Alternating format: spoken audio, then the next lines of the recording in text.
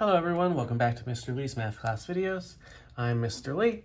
We're picking up in section 6.1 of Math 1316, Trigonometry.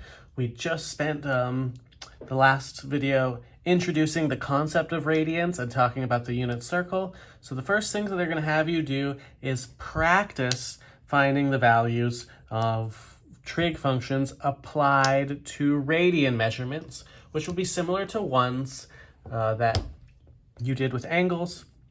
So it's really about getting you used to the angle measurements versus the radian measurements, because most of the time in the future you'll use radians more than angles. Okay, so the tangent of 2 pi over 3. My suggestion to you is, if you struggle with things like this, practice and make yourself a little table of radian values like we did degree values.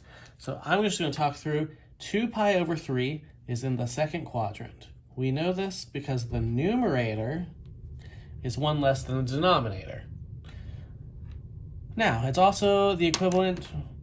I like to tell myself this denominator tells me if I take 180 divided by the denominator, that tells me what the reference angle is in that quadrant. So this is a 60-degree reference angle in the second quadrant. So I know that tangent is negative in the second quadrant, so it's about knowing what the tangent value of 6 degrees is. So you have to look at the unit circle for a while. That's not a big deal, but the tangent value isn't listed on your unit circle on the last page. But there's something useful that we can talk about while looking at the thing from the last page, is that if sine and cosine are the x and y values on the unit circle, remember tangent is sine divided by cosine. If you ever get confused with the coordinate points, that is the y divided by the x, and the denominators always leave.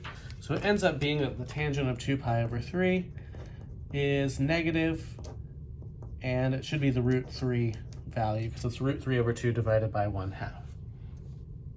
But otherwise, I would really like to leave both of these for you to do, because it's super important that you practice. Sine of 3 pi over 2, practice. For negative angles, just like when you add or subtract 360 to get them back in between 0 and 360, for you to have an idea. For these, you'll add or subtract 2 pi until they are between 0 and 2 pi. So I'm going to make a note of that on here, but I really do want you to practice that. And we'll do A down here because it's one that has that, and I'll leave B. Find all 6 trig function values for the given measure. Again, 11 pi over 3 is not between 0 and 2 pi, because 11 over 3 is bigger than 2. So when you subtract 2 pi, it's really 11 pi over 3, and you need a common denominator of 3, so this is 6 pi over 3, to get 5 pi over 3. Which means 11 pi over 3 and 5 pi over 3 are in the same place. Because the numerator is 1 less than double the denominator, we know we're in quadrant 4. And again, the over 3 is an equivalent of a 60-degree angle. So the only thing we need to know is that cosine of x and secant of x are positive, and the rest are negative. And then it's just about knowing our 60-degree triangle values. So sine of 11 pi over 3. The 60-degree value for sine is root 3 over 2, but because it's negative, it'll be negative root 3 over 2. The cosine of 11 pi over 3, which is equivalent to 5 pi over 3 in the fourth quadrant, is 1/2, and since cosine's positive, it's positive 1/2. We know that the tangent of 11 pi over 3, since we just did the tangent up above, it'll also be negative root 3. And then it's just about finding the reciprocals. So cosecant of 11 pi over 3 is still the reciprocal of sine. So you flip that. So it's negative 2 over root 3, which is negative 2 root 3 over 3 if you're rationalizing the denominator. Secant of 11 pi over 3 should be 2, with a reciprocal of 1/2. And the cotangent of 11 pi over 3 would be negative 1 over square root of 3, or negative root 3 over 3. So you can see this is not that different from the angle measurement versions, but if you didn't memorize those that well, you'll probably feel like you're being punished again. That's why it's super important that you practice at least with that unit circle to get used to both the radians and possibly the degree measurements. Now, the primary reason we use radians is because they speak to lengths as well. So when we talk about that, for example, arc length, which is the length of the arc intercepted on a circle of radius r by central angle theta. So basically they're saying this. You go around a circle and they want to know what this arc length is, and that's going to depend on the radius and the angle in question. Now, when you're doing this, your angle must be in radians, not degrees, because that is the thing that represents a relative length relative to the radius. So on your calculator, when you go to the settings, there's an option between degree and radians. Make sure it's set to radians. It should be on a TI 83 or 84, it should be the third option, but there should also be the option in the scientific calculators as well, in the settings or in the mode.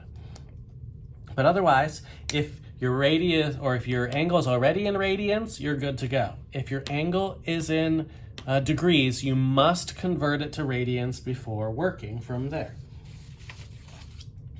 So let's look at a circle has a radius of 24 feet. Find the length of the arc intercepted by central angles with the following measurement. 3 pi over 8. This really is just as easy as you think it is. We want to find S, our arc length. The radius is 24. The angle and radians is already given in that is 3 pi over 8. So all we're going to do is multiply them together. Now 24 divided by 8 is 3. So 3 times 3 pi is 9 pi. So he's saying if you have a circle of radius 24 and you go 3 pi over 8 around the circle, the length of that arc will be 9 pi. I'll leave B for you to do, and we'll just make sure that we have this one. So for if it's in angles first or degrees, you must convert it first. So times pi over 180 ends up being, I think this actually reduces to 4 pi over 5. And then you'll take that 4 pi over 5 times the 24. Since 24 over 5 isn't going to do anything, I'm just going to multiply by 24 in the numerator. So this is 96 pi over 5. So it's not too bad, generally speaking.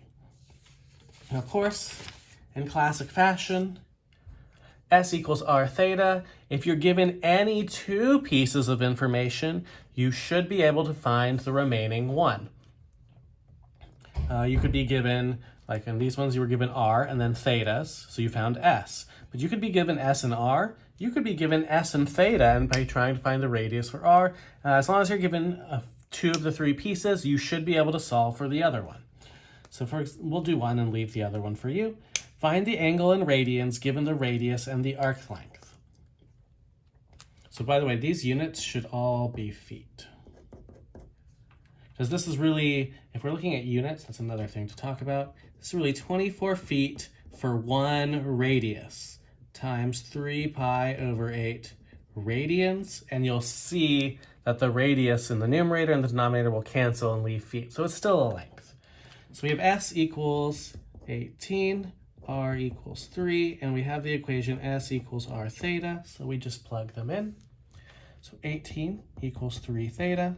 And then to find theta, we'll just divide by 3 to get theta equals 6. What that means is in order to create an arc length of 18, if the radius of a circle is 3, you have to go 6 radians around the circle. So this unit, again, is in radians. And I'll leave B for you to practice.